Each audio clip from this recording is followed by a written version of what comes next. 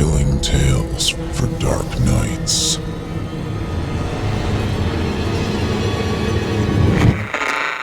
Want to make sure you never miss a Chilling Tales for Dark Nights video again? Be sure to subscribe and hit that bell to turn on notifications. It's time to turn off the lights and turn on the dark. Chilling tales for dark nights.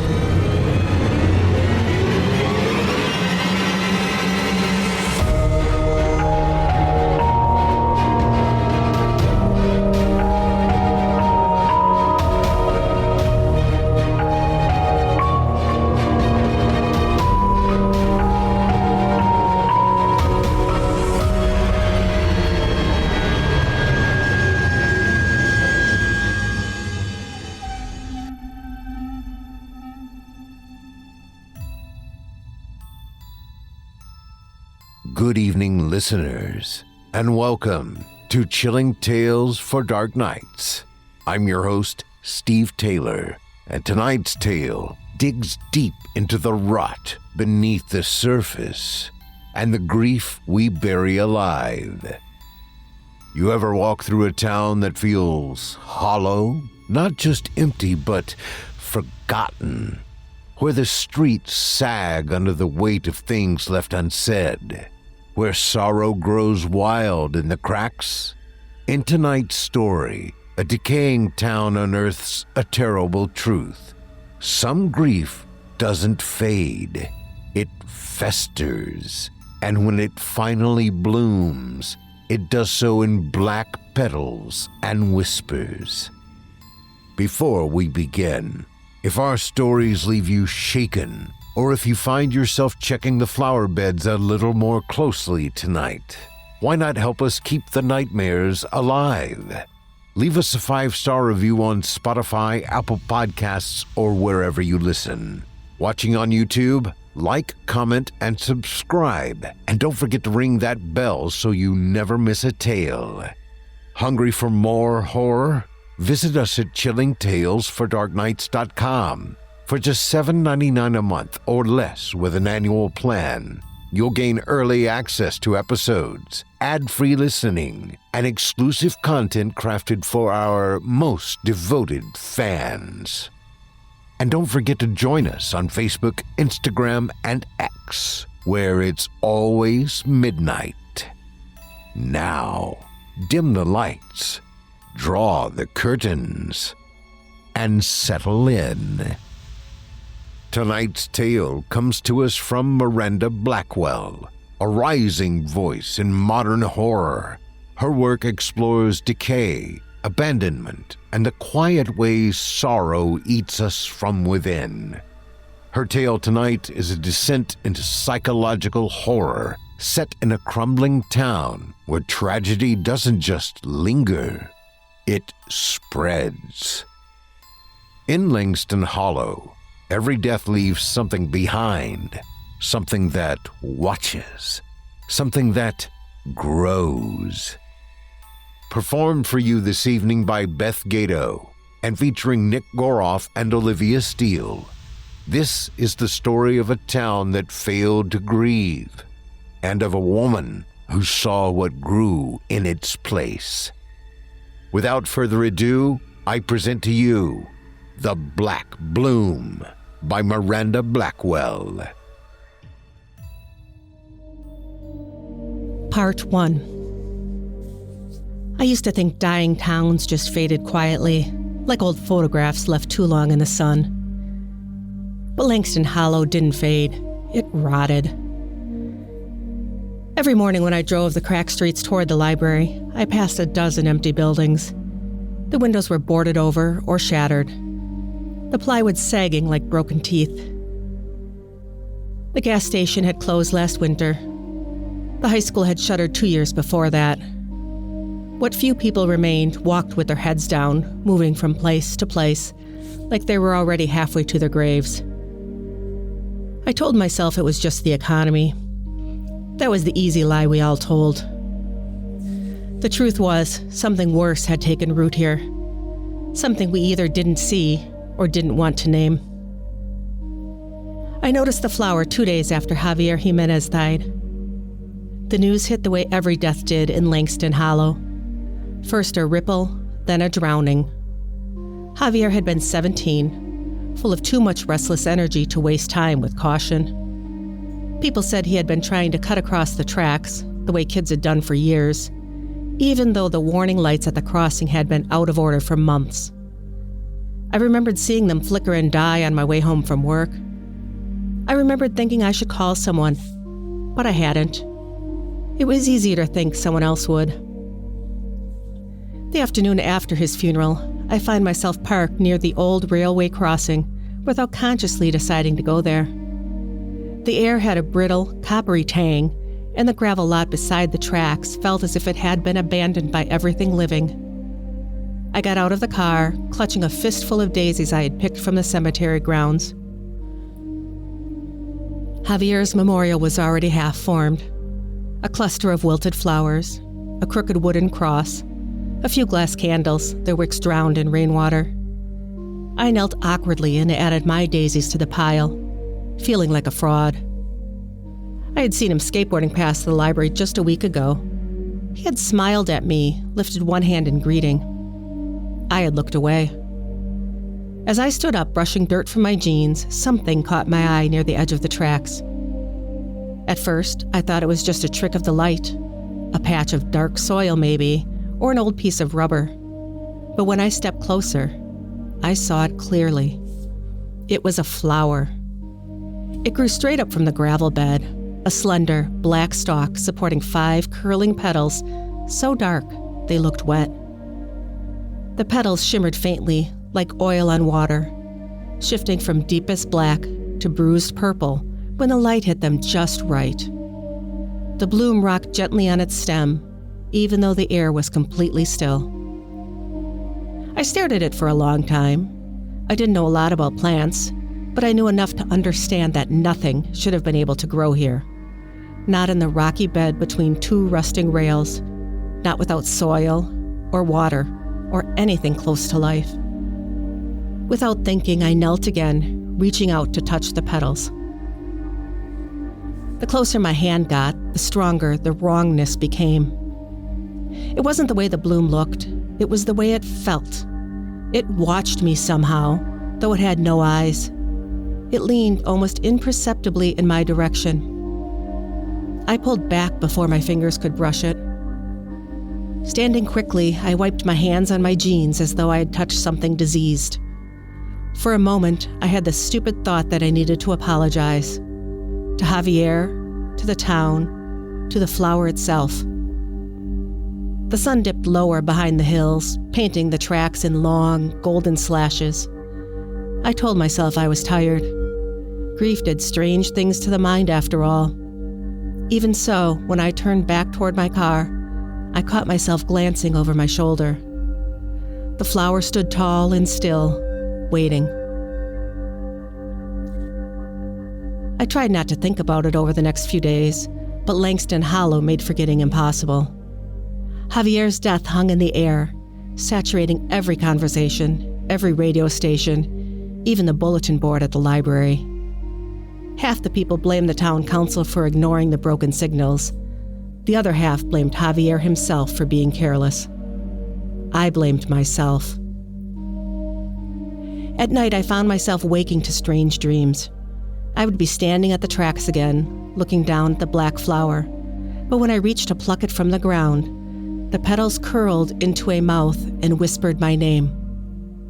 I stopped sleeping much after that.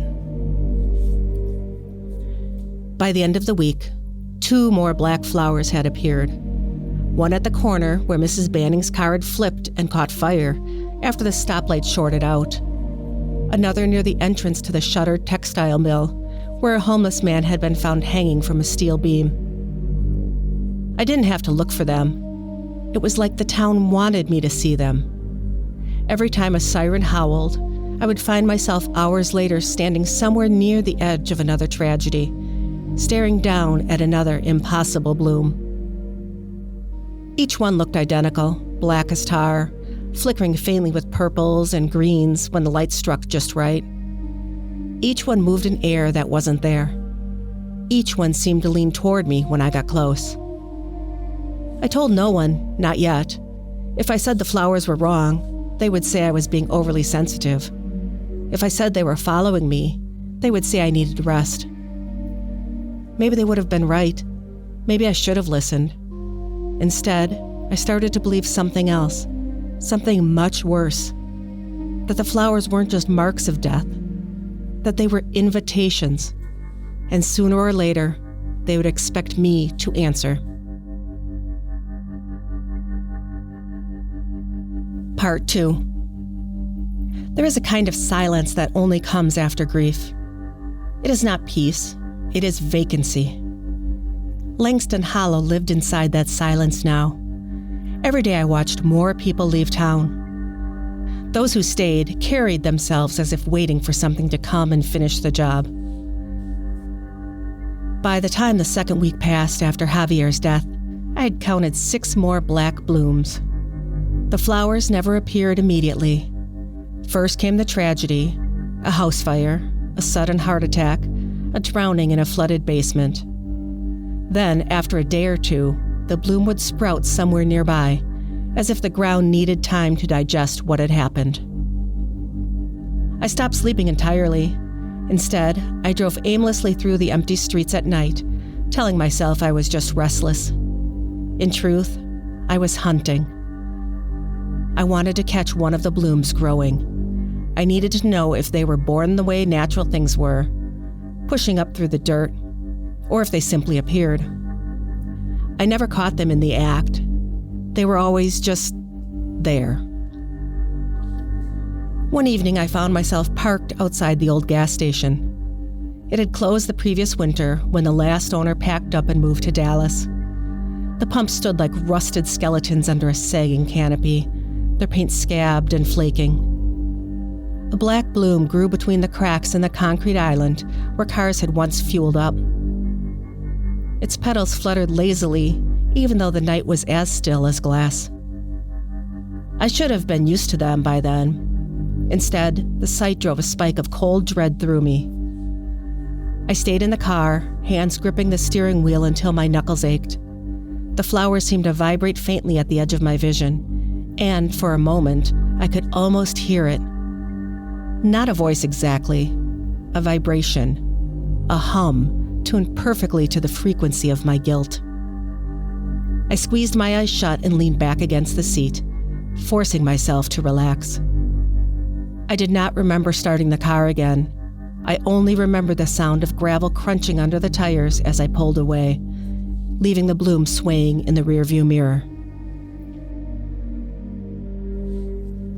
I needed answers, and Deputy Travis Altenberg was the only person I trusted enough to talk to. He met me late that Friday night at the diner, which still managed to keep its doors open despite the town's decline. We sat in a back booth, the vinyl seats cracked and stuffing poking through the seams. The overhead light flickered every few minutes, but neither one of us commented on it. Travis listened patiently as I spoke. I told him about the flowers, the timing, and how they seemed to call to me. When I finished, he stirred his coffee with slow, careful motions. His face was unreadable, but the way he avoided meeting my eyes said enough.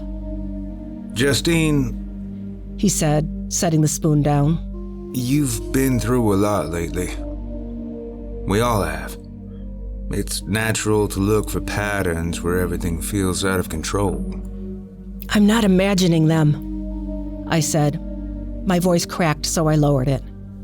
They're real, Travis. I can show you. He sighed and rubbed the back of his neck. I could tell he wanted to believe me, but belief came with a price most people were unwilling to pay. It was easier to pretend the world made sense. Maybe you're right. He said finally, offering a half smile that didn't touch his eyes. Maybe there's a logical explanation. Fungi, maybe. Some kind of mold growing in weird conditions. You know how messed up the soil's been since the flood 3 years ago. I wanted to argue, but the words dried up in my throat. He meant well. He always had. But Travis saw the town through a window he refused to open, too afraid of what might blow inside. I left the diner feeling more alone than ever. Sunday morning, I sat stiffly on a hard pew in the old church, trying to listen as Pastor Abigail Cole gave her sermon. Only about a dozen people were scattered across the sanctuary, most of them older women in shapeless dresses and sensible shoes. Their heads bobbed occasionally in half-hearted agreement, but their eyes remained glassy and distant. The building itself felt weary. The wooden beams overhead sagged, the stained glass windows dulled by years of dust. The air smelled of old hymnals and mildew. Pastor Cole spoke about sorrow that takes root in the soil of the heart, about bitterness that grows unchecked when no one tends to the garden of their soul. I heard the words, but I felt them too, heavy and sticky in the back of my throat. She talked about how grief, if left to rot, could poison everything it touched. Her voice was soft, but it filled the empty spaces as though the church itself was listening. I did not remember rising at the end of the service. I only remembered finding myself standing alone at the altar steps while the last parishioners shuffled out. Pastor Cole approached quietly, her hands folded before her eyes kind but wary. "You see them, don't you?" she said. I stared at her, unsure if I had heard her correctly. Before I could answer, she placed a hand on my shoulder. "Be careful what you uproot," she whispered. "Some sorrows need a place to die." Then she walked away, leaving the scent of old wood and fading lilacs in her wake. That night, I pulled every old book I could find from the library's neglected folklore section. Dust rose in clouds with each volume I opened, making me cough and blink in the dim light. Titles blurred together: Gardens of the Dead, Botanica Obscura, The Weeping Fields. Most of the accounts were fractured, more rumor than fact. Stories about cursed flowers that marked the sites of betrayal, murder, and despair. Tales from places no longer found on maps, where sorrow had grown wild and choked out everything else. One passage, scrawled in the margins of an otherwise forgotten book, stuck with me. Where grief takes root, beware. Pull the weed too soon, and its seeds shall scatter on the wind. I sat alone in the library long after midnight, the books piled high around me, the ancient clock on the wall ticking with mechanical indifference. The more I read, the more I realized the black blooms were not visitors. They were symptoms. Symptoms of something the town had been nursing for a long time without realizing it. I thought about the boarded houses, the crumbling streets, the steady procession of tragedies. Langston Hollow was not just dying. It was being eaten. And the blooms were the teeth. I drove home with the heater blasting against the chill that seemed to have taken a permanent residence inside my bones.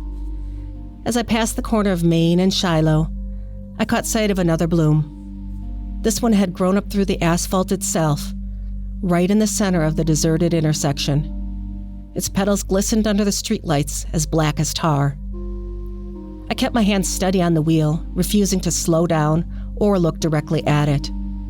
But even with my eyes on the road, I knew it leaned toward me as I passed, knew it could feel me, knew it was waiting.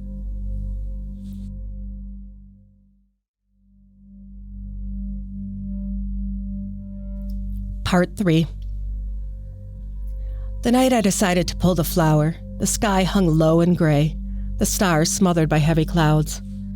The air tasted like rust. I paced my living room for hours before making the decision. My thoughts twisted in circles, but always returned to the same truth. The blooms were multiplying. If something did not stop them, they would swallow what little remained of Langston Hollow. I convinced myself that if I could destroy the first bloom, the one by the tracks where Javier died, maybe the others would wither with it. Maybe I could still save something. I left the house just after midnight. I dressed in dark clothes and wore gloves, even though it felt ridiculous. I did not tell anyone where I was going. If I failed, I did not want an audience. The streets were unnervingly silent. When I reached the railroad crossing, I killed the headlights and rolled to a stop. The tracks stretched out before me, 2 thin scars cutting across the dead landscape. The makeshift memorial still stood to one side, battered by the wind. Someone had left a new bouquet of silk roses there. Their colors looked lurid and wrong in the weak moonlight. The black bloom waited near the rails, precisely where I remembered it. I approached slowly, my boots crunching against the gravel, each step feeling harder than the last. When I reached the flower, I hesitated. Up close, it was even worse than I remembered. The smell rising from it was not floral, but damp and metallic. The surface of the flower's petals was slick, and they were trembling. My stomach twisted, but I forced myself to kneel. The ground beneath the bloom looked ordinary, loose stones and dirt packed hard by decades of trains rumbling past. But when I brushed the surface aside, the soil below was not brown or gray. It was black, slick, and clotted like oil mixed with ashes. The bloom shivered as my glove fingers dug into the dirt around its base. I gritted my teeth and pulled. At first, nothing happened. The stalk resisted, anchored deep below the surface. I shifted my grip and yanked harder, and the bloom tore free with a wet sound that made bile rise in my throat. Its roots dangled from the end of the stalk, long, black tendrils covered in thorn-like protrusions. Thick drops of vicious black sap oozed from the torn roots, hissing faintly as they hit the ground. Instantly, the silence shattered. In the distance, I heard the wail of sirens. For one moment, I crouched there in the gravel, the dead bloom in my hand with my lungs frozen in my chest. The sound grew louder, filling the hollow night with urgency. I dropped the bloom and stumbled back. The sap clung to my gloves, sticky and black, refusing to let go. I tore the gloves off and hurled them away, wiping my hands furiously on my jeans, even though nothing remained. The sirens kept coming. I did not hesitate. I rushed to the car, fumbling twice before jamming the keys into the ignition. The engine roared to life and I peeled away from the tracks, headlights slicing through the darkness. I told myself I was being paranoid, that the sirens had nothing to do with me, that I had not just done something terribly wrong. When I reached Main Street, I saw the lights. Red and blue strobed against the sides of buildings, washing the empty storefronts in color. A police cruiser skidded around a corner up ahead, its tires screeching against the pavement. Instinct guided me to follow. I kept a safe distance, my fingers digging into the steering wheel so hard my hands ached. They led me to the bridge. The old Trinity Bridge spanned the narrow river at the north end of town. It had been deemed unsafe years ago, but no one had bothered to enforce the closure beyond putting up a few flimsy barriers. A commuter bus, the kind that ferried workers between Langston Hollow and the neighboring cities, hung at an impossible angle halfway off the bridge. Its headlights pointed uselessly into the river below. Crumpled metal and shattered glass littered the roadway. I parked at the edge of the chaos. Moments later, emergency workers swarmed the scene. Some carried stretchers, others climbed into the listing bus, the reflective gear flashing in the lights. Voices crackled over radios, commands shouted. Someone sobbed openly nearby. I stepped out of the car, moving like a sleepwalker. An officer waved me back, but I barely heard him. I stood behind the yellow tape, staring, while the truth carved itself into my brain. There had been no bus accident here yesterday, no bloom to mark it, but there would be now. My gaze drifted instinctively to the cracked pavement near the bridge entrance. There was no bloom yet, but I knew it was only a matter of time. I pressed a hand to my mouth to stifle the sob that clawed its way up my throat.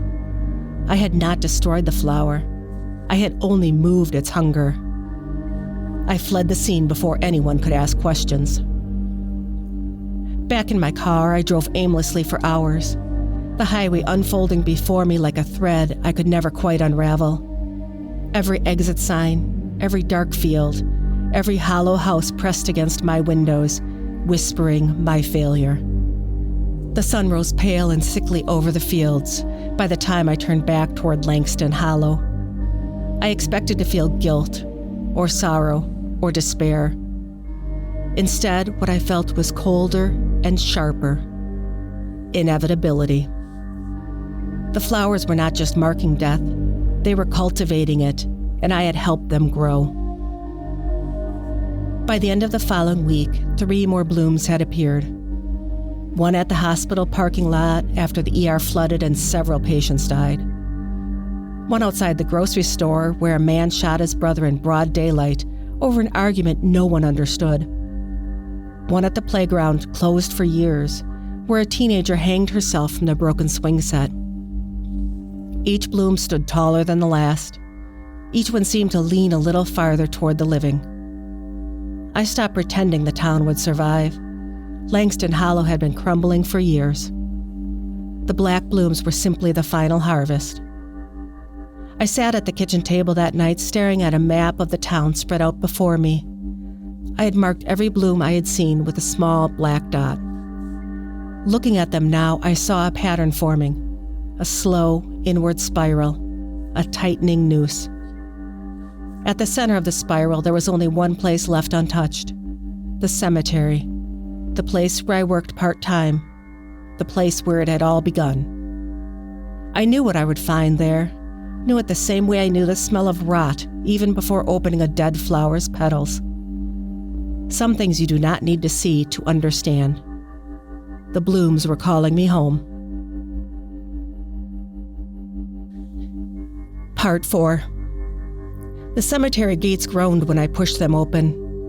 Their iron frames twisted with vines of rust, screeched in protest before yielding just enough for me to slip through. I stood for a moment on the gravel path, breathing in the damp, metallic air. The scent was heavier than usual, thick with the faint, sour rot of something turning beneath the soil.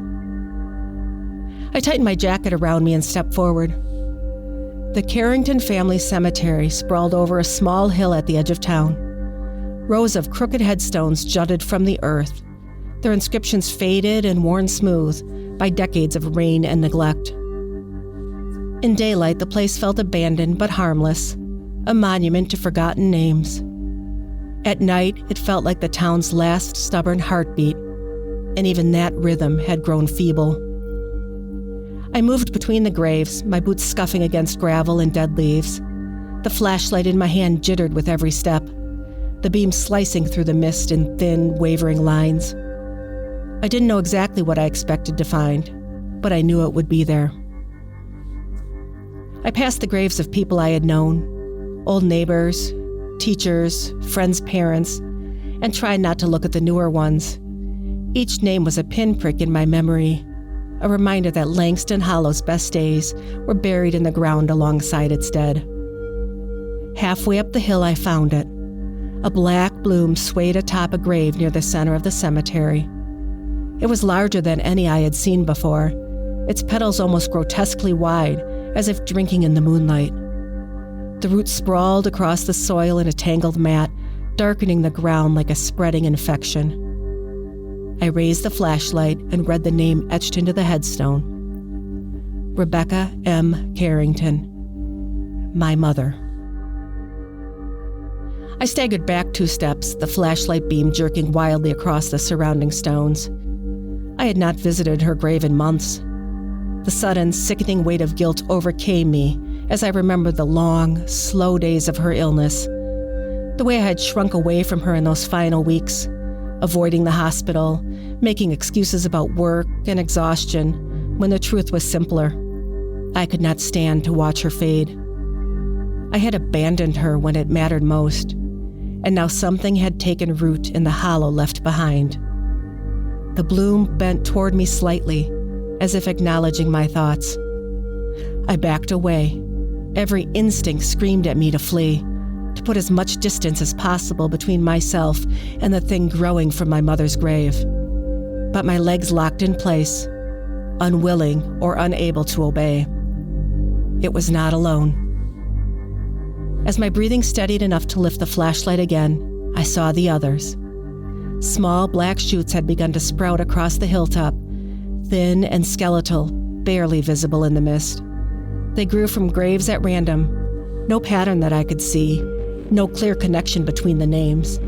They swayed together like a field of tiny metronomes, ticking out some silent, terrible rhythm. The flowers had done more than spread to the cemetery. They had claimed it entirely. I stumbled back to my car and sat in the driver's seat with my hands gripping the wheel, cold sweat prickling the back of my neck. I did not start the engine. I simply sat there, staring at the twisted shadows beyond the gate, trying to gather the frayed threads of my mind into something resembling coherence. There was no salvaging this, no calling it a coincidence or a hallucination, no rationalizing it as grief or madness. The black blooms were real, and they were growing stronger. They were no longer content to wait passively for sorrow to feed them. They were now reaching for it. I thought about the pattern I had marked on the map, the slow, spiraling approach inward. I thought about the warnings hidden in the old folklore text. I thought about Pastor Cole. I needed answers, and I needed them now. The church stood crooked and empty when I arrived. Its front doors hung ajar, creaking softly in the breeze. The stained glass windows were dark. The parking lot was cracked and overgrown. A single light flickered behind the altar, casting long, wavering shadows across the sanctuary. I hesitated only a moment before stepping inside. Pastor Abigail Cole knelt in prayer at the front pew. She did not turn when I entered, nor did she acknowledge the sound of my boot on the worn wooden floor. I approached slowly, unsure whether I was interrupting something sacred or whether the sanctity had long since fled. "Pastor?" I said, my voice thin and rough. She finished her prayer with a murmured amen and rose, turning to face me. Her expression was not surprised. It was weary, as if she had been expecting me all along. "You see them," she said simply. I nodded. Pastor Cole gestured toward the pews, and we sat facing each other across the empty aisle. For a long moment, neither of us spoke. Finally, she sighed and folded her hands in her lap. "This has happened before," she said. "Not here, not in Langston Hollow, but elsewhere. Places the world has forgotten.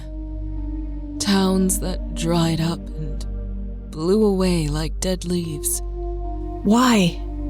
My voice cracked under the weight of the question. "What are they?" "Grief," she said. "Regret.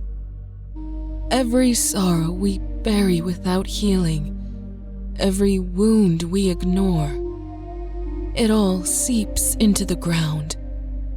And sometimes, when there's enough of it, when the land has suffered too long without kindness, something grows." She met my gaze with steady, sorrowful eyes. "The blooms are the children of our failures," she said. "And once they take root, they do not stop until there is nothing left to feed them." I sat back against the pew, the words sinking into me. "I tried to stop it," I said. "I pulled one of them out. I thought..." I trailed off, rising shame robbing me of my resolve. Pastor Cole shook her head. "You cannot uproot sorrow," she said.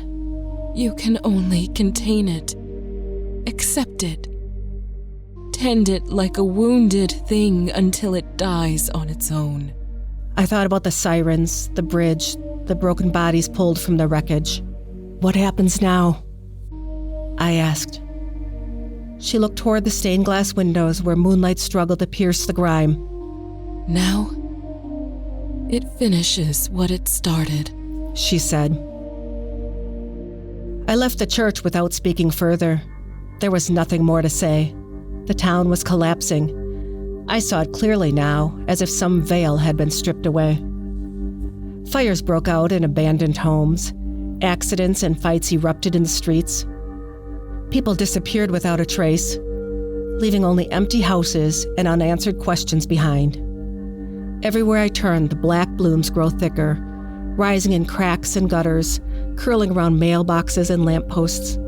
Their roots crisscross the pavement like veins, binding the town in a web of inevitable decay.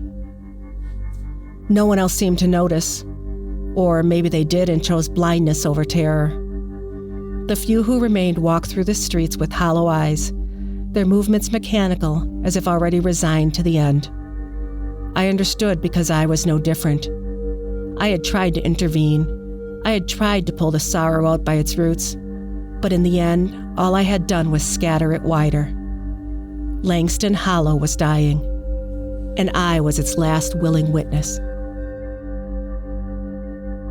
Part 5.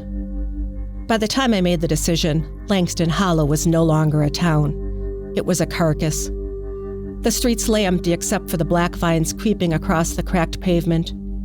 Houses sagged inward on themselves, roofs caving under the weight of unseen rot. Smoke rose from distant fires no one bothered to extinguish. The sky hung low and gray, heavy with the smell of ash and wet earth. The people who could leave had fled. Those who stayed no longer looked at each other. No one spoke. No one tried to fight it anymore. They understood the way I understood. The Blooms had won. I found Deputy Travis Altenberg outside the station house, sitting on the hood of his patrol car with a shotgun resting across his knees. He looked up as I approached, but did not smile. His face was pale and hollow, his eyes ringed with sleeplessness. He looked like a man who had been standing guard over a battlefield long after the war had ended. You should get out, he rasped. while you still can. I shook my head. You can't run from it, I said. It follows. He nodded once, the barest dip of his chin, and said nothing more. We stood together for a few minutes in the heavy silence. Then I turned and walked away. I never looked back. The cemetery gates were already open when I arrived. I stepped through and followed the gravel path up the hill, past the crooked stones and the spreading mat of black vines. The ground felt soft and unstable under my boots, as if it no longer remembered how to be solid. At the top of the hill near the oldest graves, I found a bloom larger than any before. Its glistening petals towered above the headstones, wide and curling. The stem was as thick as a man's wrist, its roots sprawling in every direction. It grew from an open grave. I didn't need to read the headstone to know whose name was carved on it. Still, I forced myself to look. Justine Carrington. There was no date beneath it, no beginning or end. Only my name etched in deep, final strokes. The smell of rot and sorrow coiled around me, sharp enough to sting my eyes as I stepped closer. The bloom bent toward me, its petals trembling slightly as if anticipating my arrival. I dropped to my knees at the grave's edge, and for a moment I simply sat there, breathing in the foul, heavy air, letting it fill my lungs. There was no anger in me, no fear, only the cold, steady weight of understanding. I had abandoned too much and allowed too much to fester. The Blooms had not created the sorrow. They had only revealed it. The fault had always been ours. It had always been mine. I closed my eyes and leaned forward until my palms rested against the cold, wet earth. The Bloom's shadow fell over me, blotting out the thin moonlight. I heard it whisper then, not in words, but in a deep vibration that thrummed through the ground, through my bones, through the broken spaces inside me, and I surrendered to it. The petals brushed my shoulders, soft and cold as silk. The roots wound around my arms and legs, pulling me gently, insistently into the grave's waiting mouth. I did not fight or cry out. Instead, I let the earth take me. As the darkness swallowed me, I thought I felt something shift in the town beyond the cemetery gates. A subtle easing, a slackening of the invisible cords pulling everything down. Maybe in giving myself back to the soil, I had bought Langston Hollow a little more time. Maybe. Long after I was gone, after the fires burned out and the last few survivors rebuilt what they could, a child near the old church found a strange flower sprouting between the stones.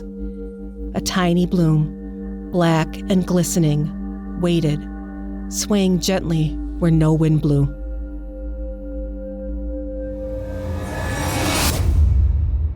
That was The Black Bloom, written by Miranda Blackwell and performed by Beth Gadow and featuring Nick Goroff and Olivia Steele. Some grief fades, some hardens, and some, if left alone too long, puts down roots. Langston Hollow didn't die overnight. It withered, it curled inward, and in the cracks, something found room to grow. Miranda Blackwell's haunting tale is a reminder that silence doesn't protect us. It invites something in, and that the things we bury, pain, guilt, memory, sometimes find their own way to the surface. If this story stuck with you, be sure to keep an ear out. This won't be the last you hear from Miranda Blackwell. With a style that blends small-town dread and supernatural tension, she's a name to remember. If tonight's tale made you pause at the sound of creaking vines, or gave you second thoughts about that flower bed in your backyard, you know what to do. Support Chilling Tales for Dark Nights by leaving us a 5-star review wherever you tune in. If you're joining us on YouTube, give us a like, drop us a comment, and make sure you're subscribed. Your feedback helps us grow, thrive, and keep the horrors coming. For those of you who crave more, head over to chillingtalesfordarknights.com and become a patron today. For just $7.99 a month, or less if you go annual, you'll unlock ad-free episodes, early access to new releases, and exclusive bonus content built for listeners like you. And stay in touch. Follow us on Facebook, Instagram, and X to get updates, behind-the-scenes looks, and sneak peeks at what's growing in our vault of nightmares. I'm your host, Steve Taylor, and as always, it's been a pleasure to guide you through the dark. Until next time, turn off the lights and turn on the dark. Sweet dreams, listeners. Sweet dreams. Chilling Tales for Dark Nights.